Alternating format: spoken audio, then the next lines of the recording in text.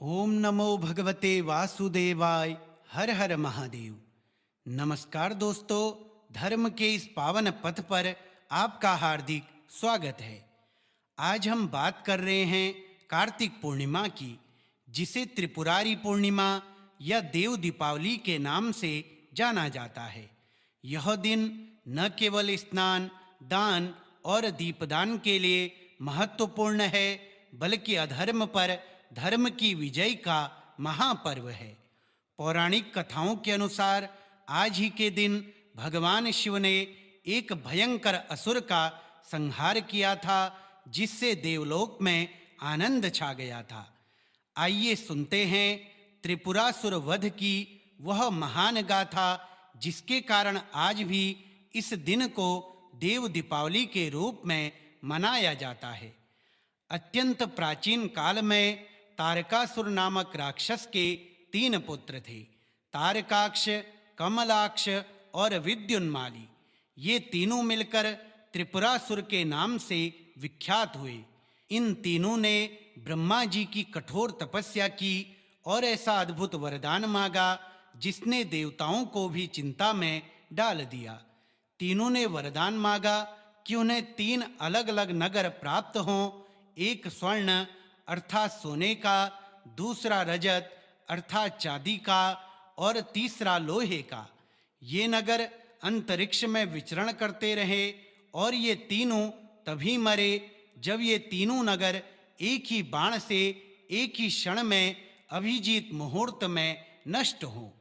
यह वरदान पाकर तीनों असुरों ने घमंड में देवताओं को त्रस्त करना शुरू कर दिया। उनके 3 नगरों के भय से स्वर्ग और पृथ्वी पर त्राही त्राही मच गई। सभी देवता ब्रह्मा और विष्णु जी के साथ असुरों के अत्याचारों से मुक्ति पाने के लिए कैलाश पर्वत पर पहुंचे और भगवान शिव से प्रार्थना की। भगवान शिव ने देवताओं की रक्षा का संकल्प लिया, लेकिन उन 3 पुरों, उन नगरों को एक ही बाण में नष्ट करना अत्यंत कठिन था।